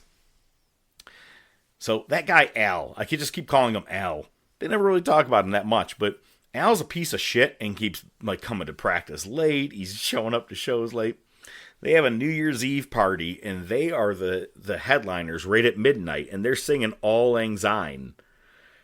And they get done there, and the crowd's chanting for an encore, and Al's just drinking beer goes, I don't want to fucking go out there. I'm done. I'm tired. And they go, motherfucker, we're done with you. And they kick him out of the group, and they go back out, and they start singing the Bills anthem. Well, you know you make me want to shout. Fucking, it's great. But then they bring up, there's another Ruffin. It's his older brother, Jimmy Ruffin, who is a solo singer. They get him up, and then he goes, ladies and gentlemen, my little brother, David Ruffin. And David gets up and sings and takes the fucking, he steals the show, if you will, during Shout. And then he ends up joining the Temptations. And David Ruffin is the guy you hear, My Girl, the lead singer, Ain't Too Proud to Beg. That is David Ruffin. That's the main vocal for all those big songs. Especially My Girl being their biggest fucking hit. You know what I mean? Like, so, but then the shit got too big for Ruffin. His head got too big. He wanted to be a part of, he wanted to end up having it named David Ruffin and the Temptations. And he starts hanging around this guy, Flynn. But he's also, at the time, again, this is where they give you the little bits. He was with Tammy Terrell. And if you know who Tammy Terrell is, she sang Ain't No Mountain High Enough with Marvin Gaye, and I believe Ain't Nothing Like the Real Thing. I believe they did both of them together. And his big head gets him kicked out of the group. They start having deals with Paul Williams. He's drinking too much booze during stuff that they end up having to kick him out of the group and commits suicide. Blue gets rheumatoid arthritis in both legs, which, ends up fucking his life up later. But at one point, we end up getting a split because Eddie Kendricks, he's the high-pitched voice, right? You gotta smile so bright. He's the high-pitched, or the just my imagination. That's Eddie Kendrick. He was sick and tired of Otis Williams' bullshit because Otis kicked Paul out of the band. Eddie and Paul were together since day one, but he kicked him out due to his alcoholism. He kicked David Ruffin out because of his ego. And then they even say in the movie, they're like, Otis goes, next thing I know, I look up and there's two groups of Temptations. And guys who used to be in the group and guys who are now in the group and, still using the name The Temptations. And it's crazy when you think about all that. You didn't realize all that shit was going on back in the day. One of my favorite moments, though, in the movie is Eddie Kendricks is doing his own shit. And he has a great song, Keep On Truckin'. Keep on truckin', baby.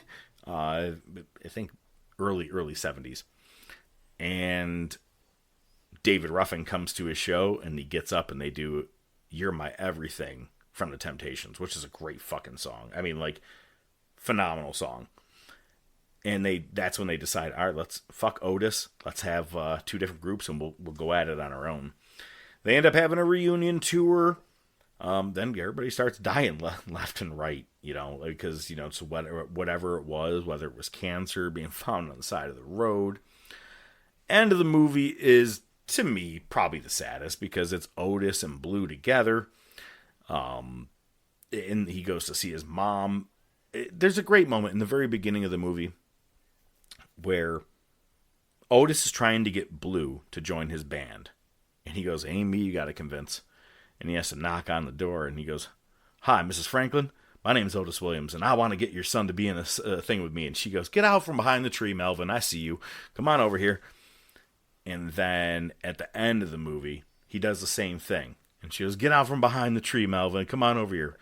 And he rolls out in a fucking wheelchair because his legs are bad now. And I'm like, oh, it fucking hits you.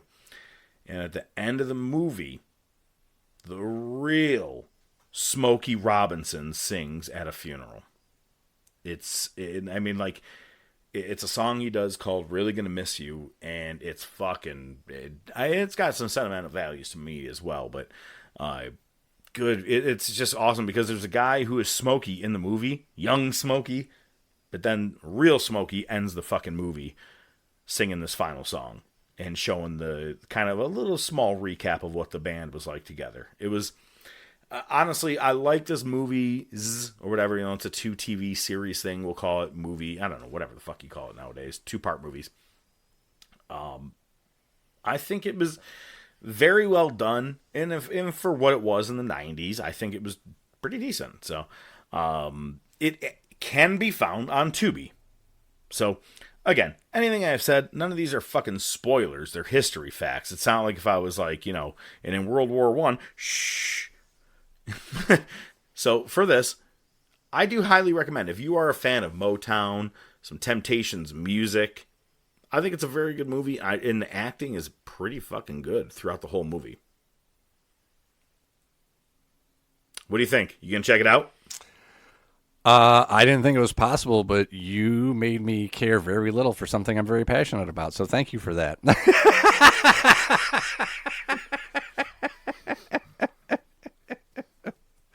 No, definitely. I'm a nerd Keep like it that. Cool. We don't need to have Spotify give us another random moment here. You fuck. No, I'm with you. I'm a big nerd when it comes to this shit. It's one thing to enjoy the music. It's nice to know the story behind it. So I've read a autobiography about biography about Hendrix. Documentaries obviously on a lot of my favorite bands. So no, definitely. I'm all for checking this one out, and I'll have to do another one because they did. I think it was also ABC did a similar thing. It was a mini series, and it was The Stand by Stephen King. Okay. The same vibe. I was like, because I have another one coming up, and it's the Jackson 5, An American Dream. That one we got to see, and there's the new Michael Jackson movie coming out soon. So, did you see Lorenz Tate is going to be in that? I'm like, I haven't seen him in shit in years. Yeah, I don't know shit about fuck. Well, thanks, Ruth Langmore. Look, it's funny because we actually just started rewatching that for fun. Nice. Honestly, just to really recap, I'm not trying to push it too much, but if you like any kind of that fucking 60s Motown music, this movie does give you a good vibe. I think you'd enjoy it. So, next week, we will be back. Of course, it's the Top of Wrestling podcast. We're going to talk some wrestling. And the top topic next week is surprising to both of us. We can't believe we've gone full 6 years of recording, and we have not actually brought up the top 10 WCW wrestlers of all time. Now, last week we did our top 10 just greatest wrestlers of all time. This here is going to be just WCW. Doesn't have to be in any particular order. It's just your top 10. I know that you already have 1 through 10 set with Bill Goldberg, but it's fine because Bret Hart came in only for a year and a half, and I'm giving him fucking 1 through 10. So fuck you. No, we'll talk WCW stars next week. I'm the Professor. I bid you a farewell. He's ODM. His thoughts are going to be something that has to just live in your brain for the next week. Thanks, Professor. Yeah, I'm just trying to plot out the rest of my night because I think I'm going to get Chipotle, but I have to kind of time out when I'm going to need to take a shit, whether it's going to be an hour or 12 after I eat it. Got to get some Chipotle away. You're literally going to end on something about your fucking bowels? Yeah, pretty much. I had nothing else planned. Lick my balls! Wow, your bowels are the same thing as your love for Goldberg. I want to see your bowels.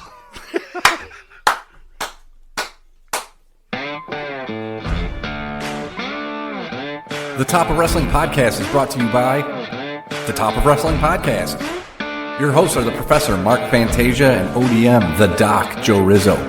Feel free to reach out to the show by email at thetopofwrestling@gmail.com, on their Facebook page, Twitter page, Instagram page. Remember to subscribe, like, and share. You can listen to the show on most popular platforms, including iTunes, Spotify, Podbean, Amazon Music, Pandora, and YouTube. Without your continued support, it would be just some guys talking wrestling, which is pretty much what it is anyway. Good night, folks.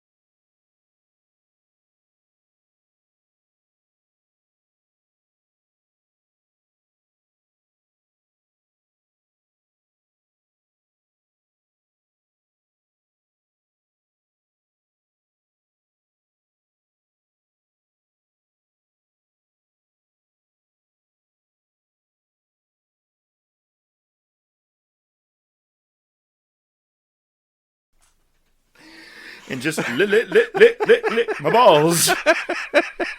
Jesus Christ. I let you get through it. I didn't say shit, but I started laughing. As soon as you went, due to last week, I go, oh, here we go. I put my head down right away. I also did that on Saturday. Oh, that was fantastic. It's funny because I had reached out to Lil Jon. I'm like, man, I need to know what you think of this. I'm like, someone, please. And you reach out if you think we're out of our freaking minds. I'm like, can someone reach out and tell me I wasn't wrong? Somebody call me.